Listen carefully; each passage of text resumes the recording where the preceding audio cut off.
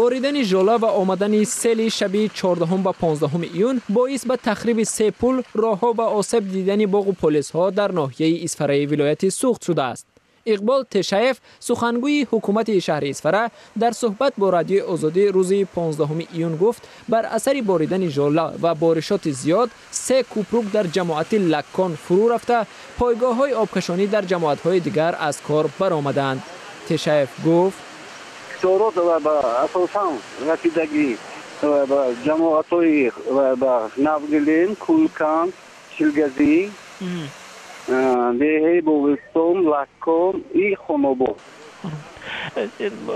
بعد همین اینجا مو است مالوی نوی اولینشی 13 14 بعد محلی سامونیوم. عموما و با چی میگن پامیدور زورو پلانتاسی پامیدورو دیگر ادام ضرر رساندگی از جماعت کولکان مثلا ژولا بریدگی سری. هم صحبت ما گفت رئیس ناحیه سجاودین سلامزاده همراه با مسئولان دیگر حالا ده و جماعت ها را از نظر میگذرانند که به کجا چقدر خسارات رسیده است. تشایف گفت برای برطرف کردن عاقبت های سیل در نزد مقامات کمیسیون مخصوص تشکیل شده، همه کارمندان سر کار هستند.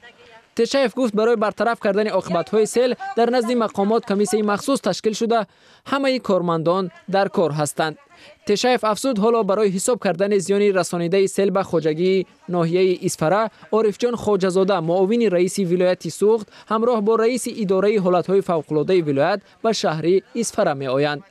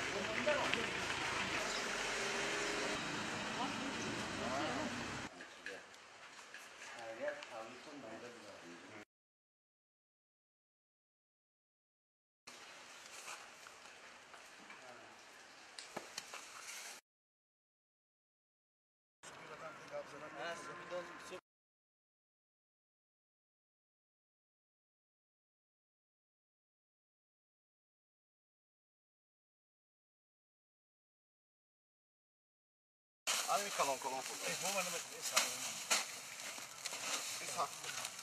همین مردم پور بود حالا بود در این زراعت این پور آمد این زردالو را بینیم این 60 هکتار باغم زردالو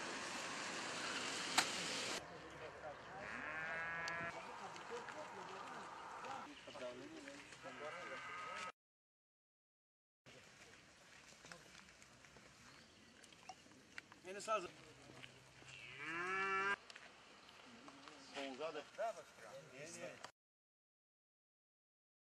کم زد و بعد دیم بورا زدن دیم بورا زد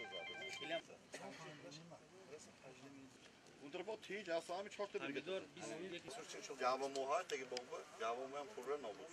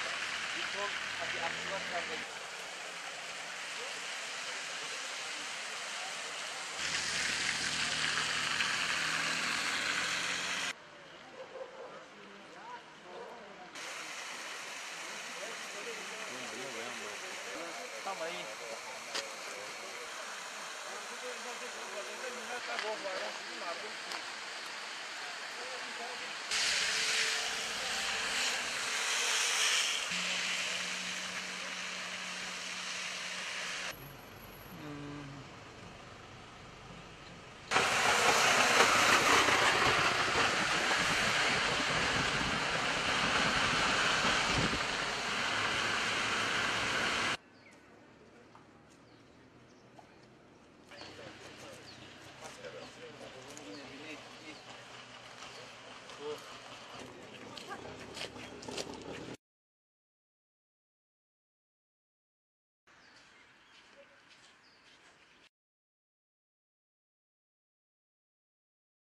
ای استکان چپا کده